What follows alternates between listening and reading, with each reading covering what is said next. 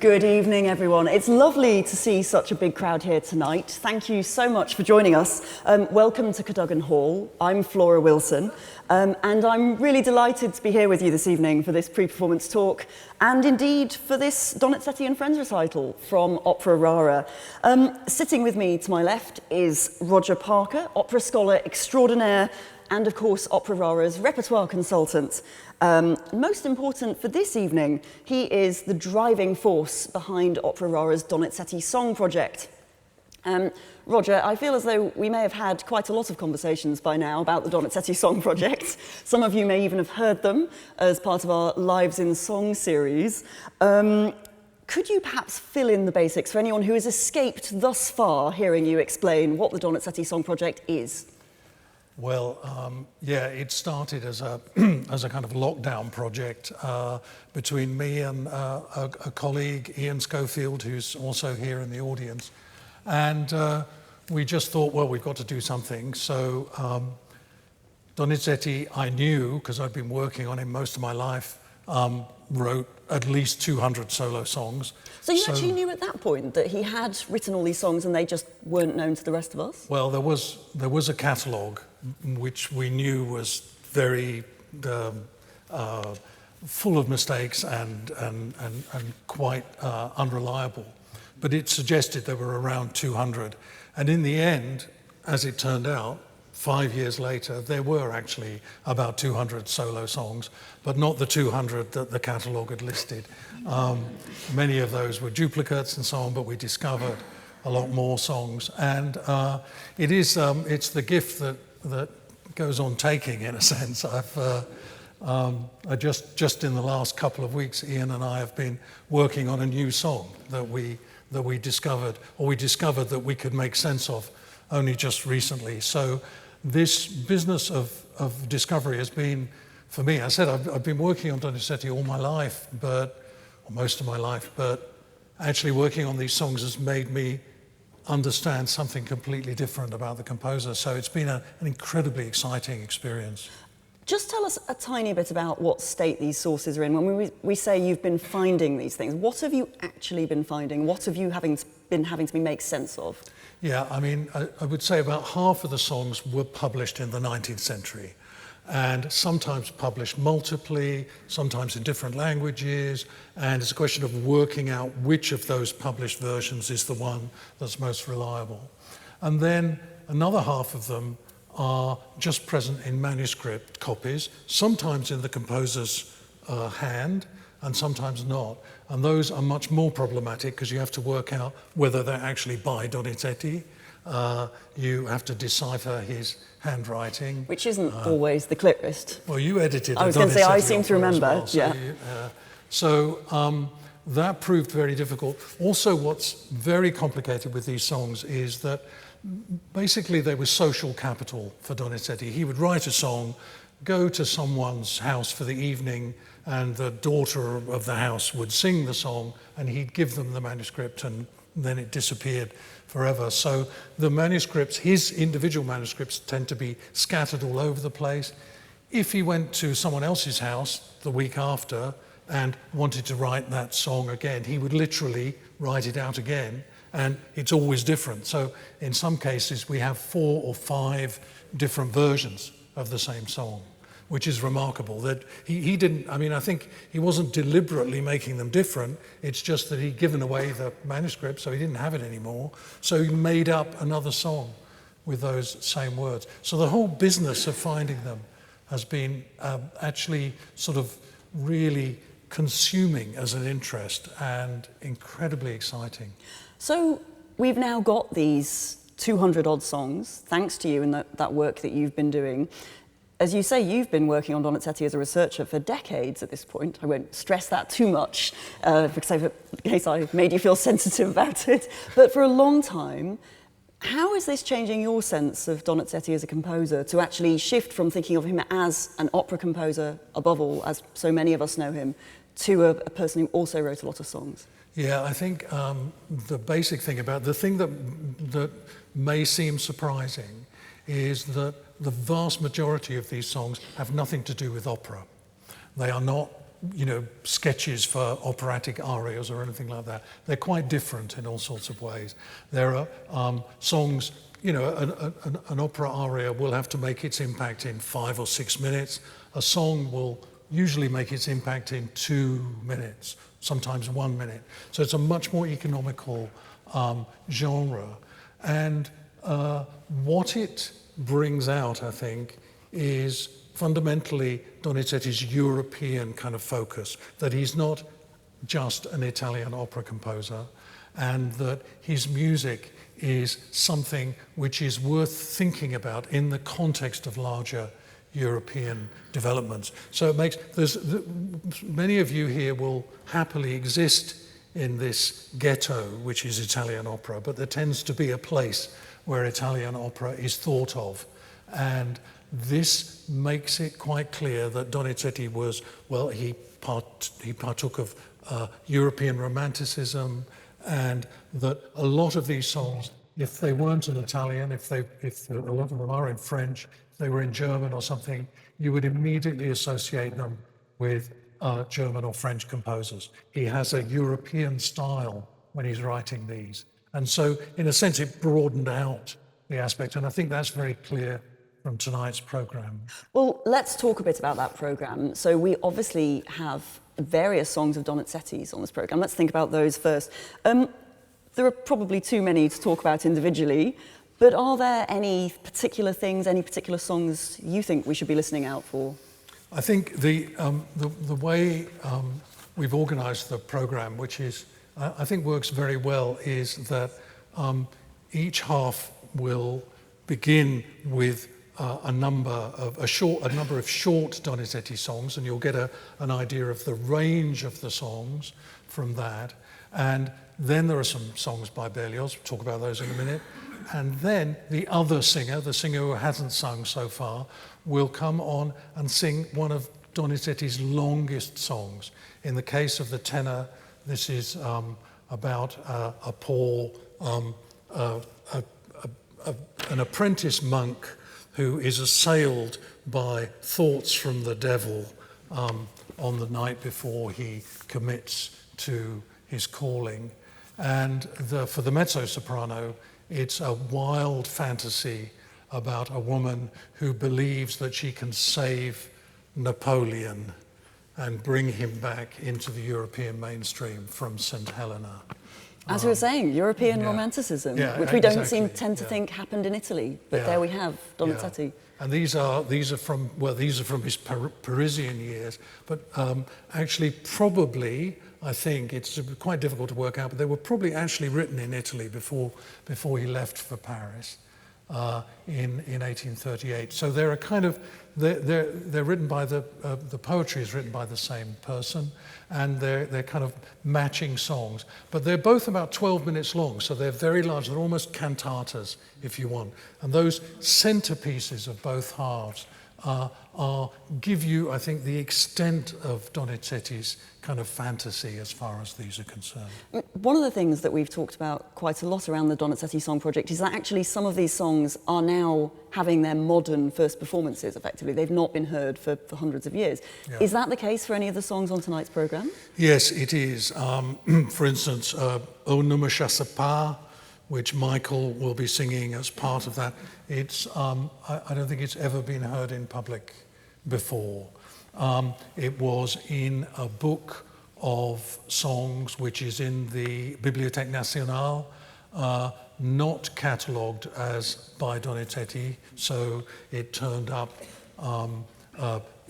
not discovered by me, actually discovered by Alexander Weatherson, who was the chairman of the Donizetti Society. A wonderful piece of music, actually, that was just completely unknown before that time. So, and there are a number of those. It's very difficult. I mean, almost all of these songs, I think, are unusual. I doubt whether many of you have heard many of them before, but some of them have simply not been performed since the 19th century. Remarkable. Berlioz, then. Let's think about this. Yes. Other composers are available. He's the one with the hair, isn't he? Exactly, the hair. It's actually not unlike mine. He was 6 years younger than Donizetti, of course, French rather than Italian. Again, we're going to hear a mix of shorter songs and longer scenes. Again, what stands out for you on this programme? Yeah, I thought, I mean, one of the projects with the Donizetti song project has been to introduce Donizetti into this wider kind of European space. And one of the ways we've been doing this is by programming Donizetti songs along with other songs by other composers. So you can get an idea of the kind of range. And they're usually called Donizetti and Friends. To call Berlioz and Donizetti friends would be stretching it enormously. And I wrote about that in the program. Berlioz, well, Donizetti said at one point, oh, Berlioz is someone who is a music critic because he's failed as a composer, and the only music he likes is Beethoven's and his own. To some extent, I think he was sort of right about that. Well, Gluck, he liked Gluck as well. But Berlioz was a sort of savage detractor of Italian opera in the first years of his life. And there are complicated reasons for that, I think, some of which I explored in the program essay. But one of the interesting things about Berlioz is that as he gets older, he begins to be more confronted with the European Donizetti, particularly when Donizetti wrote French language operas, and gradually changed his view.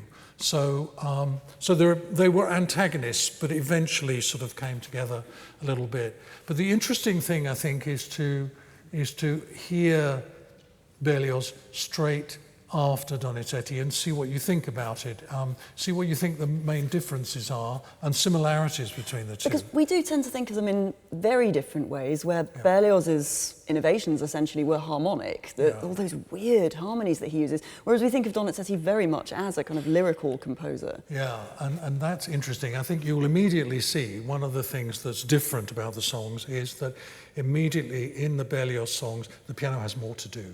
The piano is more important. It's a more important carrier of meaning, if you want. It's very odd piano writing, extremely odd piano writing. Berlioz famously was an even worse pianist than I am, and didn't really understand or didn't care to understand the piano very much. So the piano is written in very strange registers a lot of the time, but it's a real carrier of meaning. While with Donizetti, it tends to be the emphasis much more on the voice. But in terms of harmonic writing, actually, most of these songs of Donizetti's, which you're going to hear, are in French, and they're late in his life. In terms of harmony, I think you'll find that the sort of chromatic language of both composers is quite similar in all sorts of ways. So there are differences. Also, Berlioz, these songs that Michael and Marie-Nicole are going to sing are at the melodic end of what Berlioz writes anyway. So there's a lot of lyricism in there. I think you'll find that there are a lot of interesting similarities between the two. That was the impression, I think, to try and make us listen to Berlioz in a different way and also Donizetti in a different way. Did they actually know each other? Do we know? I realise I haven't come across any evidence, but do you know? They must have done. I don't think there's any direct evidence. They had, and again, I talk about it in the program, they had a tremendous kind of polemical exchange at one point. And later in life, Donizetti, in 1846, just before he went into his final decline, Donizetti actually wrote a letter of introduction for Berlioz. A slightly oddly worded one, it has to be said, where something like, you will judge the quality of the music for yourself, or something like that. You know. Not a ringing endorsement then. Not a 5-star. But they must have known each other. I mean, Paris in the 1840s was a relatively small world, and they must have been at the same performances and so on, and also at the same private salons. Well, let's talk briefly about Paris in the 1840s. After all, you know, a rivalry of this kind only really makes sense in a particular context. And it's very striking that Berlioz essentially was rooted in Paris ever since he moved there as a student to go to medical school. Donizetti, by contrast, ended up there repeatedly for productions, but then moved there. Was it with the intention of it being a permanent move Yeah. in 1838. Yeah. And sort of arrived later then. Yeah. Remind us, what had driven Donizetti from Italy at that point? I think his wife had died in 1837, and I think he was just wretchedly depressed and wanted to forget about that part of his life. That's one reason. Another reason is financial. You went to Paris, you could make a lot more money there than you could in Italy. So there were various reasons. Also, famously, Rossini had been there before him. But I think that the interesting thing about Paris in the 1840s in this sense is one thing that Paris is famous for at this period is its cosmopolitanism, the fact that Donizetti could have a career there, and various composers from all over Europe ended up in Paris. Wagner was there at exactly the same time. There were all sorts of composers who came to Paris. And Donizetti is an obvious example of this cosmopolitanism, that he kind of transposed himself into a French atmosphere with quite a lot of ease. The interesting thing is that, if anything, I think Berlioz is a kind of was a contrary force with that cosmopolitanism.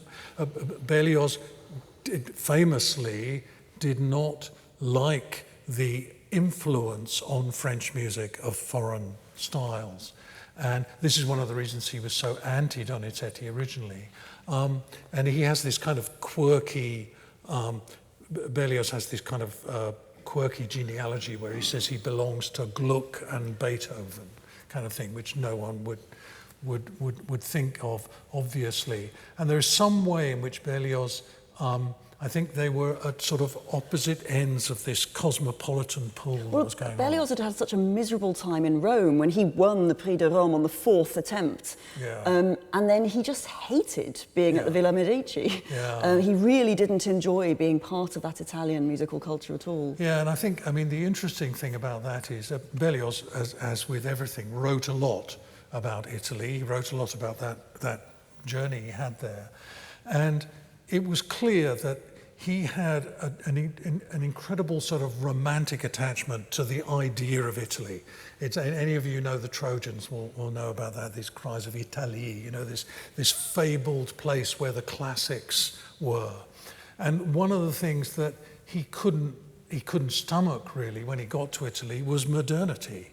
He basically saw cities and working people and those things, and that kind of Italy gradually coming into modernity was something which he felt betrayed what Italy was. So there's a very complex kind of view he had of what Italy represented. The songs by both of these composers that we're going to hear tonight, where did they fit into Paris's musical ecosystem at this time? Because we know plenty about the opera houses in Paris, the best in the world in lots of ways, the most highly funded and best supported. But where did these songs fit in? Yeah, they're mostly not, if there's a division between the public and the private, and I think it's actually a problematic division, but the songs are definitely mostly in salon. There's a very active salon culture going on there. And most of these songs were written for that. There are some, we know that, for instance, the long song that Marie-Nicole is going to sing about the mad woman on St. Helena, that was performed in concert. And I think both those two long songs would be thought of as concert fare in some way. But most of the shorter songs were for salons. And therefore for, well, you might say private consumption, although I think the division between public and private, the audience was almost exactly the same for both of them, and it was an elite audience. But that's where they belong, basically, in these more intimate atmospheres where there are not huge vocal demands. Often they're relatively simple in their vocal demands in comparison with opera, but they're very intense, the words are very important, and they deliver something to an audience which is no bigger than the one that's here at the moment. So we'll keep everyone else out. Before we finish, how do you and the performers indeed go about constructing a programme such as this one? These are the kind of behind-the-scenes things that we hear so little about as audience members. But how do you go about putting those songs in that particular order, deciding which songs of the 200 to put into a programme like this? Well, you can do a fast one, a slow one, and a fast one, or a slow one, and then a fast one. You know, there are some basic things. You don't end with a funereal dirge. You know, there's all sorts of reasons for that. But actually, with these singers and with a lot of the people that we've been working with in these concerts, I think there becomes a kind of emotional journey which gets placed within the choice of songs. So it's complicated. It's to do with the musical style. Keys come into this as well. You don't want sudden, you know, jolts of keys between different songs. So there are all sorts of ways in which these things get decided. It's actually quite interesting. They get decided in a very informal way, and you keep sending a list of songs to singers, and they come back sort of changed around a bit, and then you change them again. And it's a rather strange process, but comes out with something which I think at its best is some kind of story, is a kind of journey that you go through with the individual songs. That it's not just stop, start, that you get a sense of something more continuous going on. It's interesting you should say that. I hope you won't mind me finishing by asking a slightly more personal question, because as you said earlier, this was a lockdown project for you in the first instance, quite solitary, based in research, and then all that editing time. Of course, over the last year or two, you've been spending time with the singers in studio, recording, actually hearing these songs in concert as well as in recording. How does that feel to hear these songs actually lifted back off the page again? Yeah, it's a very, very complex emotion, I have to say. It's a very, very complex emotion. You'd think it would be unbridled joy at suddenly hearing them sung by these amazing singers. But they've been in my mind in all sorts of different ways, you know, and when a singer sings it, that fixes it in one position, you know, for that time. And that's rather melancholy for me in some ways. So it's hugely exciting. It's a very complex emotion. I've loved it actually, and I've loved working. I was quite closely involved in the recording sessions of both of these two songs, and it was an amazing experience, exhausting as well, emotionally exhausting as much as anything else. But, you know, yes, when text becomes act, it's a very complicated business, I think, if you've been involved in making the text. Well, that is, I'm afraid, all we've got time for tonight. But thank you so much all for joining us. Thank you, Roger, for speaking, of course. If this has whetted your appetite for hearing more of Roger talking about Donizetti in conversation with me, as it happens, do look out for Opera Rara's Lives in Song series. It's on YouTube. There'll also be the full series of podcasts released later in the summer on your preferred podcast platform. But for now, of course, we really hope you enjoy this evening's recital. Thank you.